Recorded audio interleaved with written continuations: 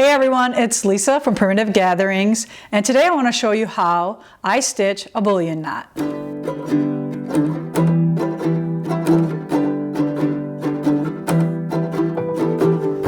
So if you're not familiar with bullion knots, I have a row of bullion knots already circling this center piece of wool. So now I'm going to start a second layer of knots, but I'm going to start in the middle of the first knot. So I'm going to come up from behind, and I am stitching with an embellishing needle, and those embellishing needles are for knots. So I'm going to come up in the middle of that knot, and I'm going to come down in the middle of that previous knot. And your trick here is to try not to pull your thread all the way through. You stop right here, and I kind of put my finger behind the needle and I wrap about, let's do 12 times.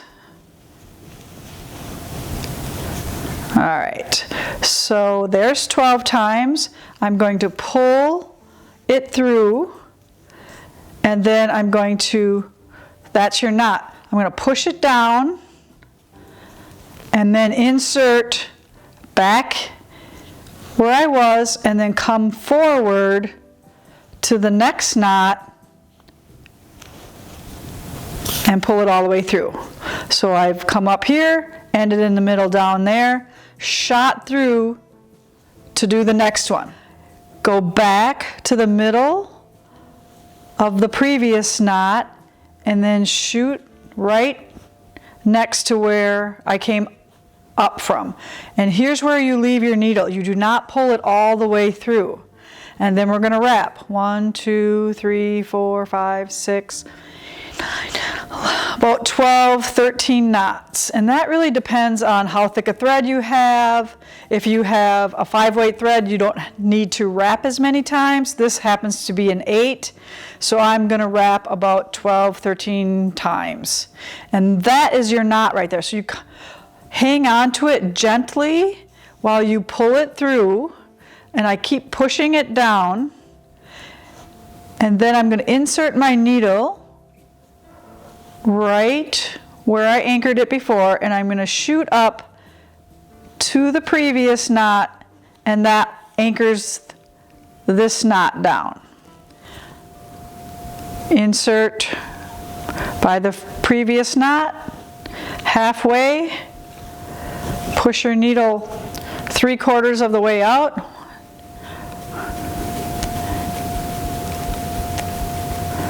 Wrap 13, 14 times, whatever looks good. Hang on to the knot with the fingers on your non-dominant hand, and then push down. Insert the needle in, scoot out again. So do you see how beautiful and fast they go? I'll kind of do one full speed here. The thing is, you have to remember to count. And if you lose count, just kind of look at it and see if it looks big enough.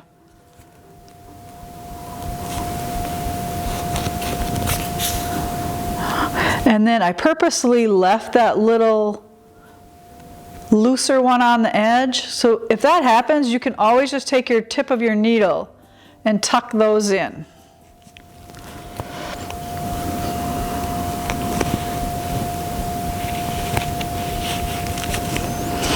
All right, so that is how you do a bullion knot. I hope you join us for more stitches on this YouTube channel, Stitch with Lisa Bongean.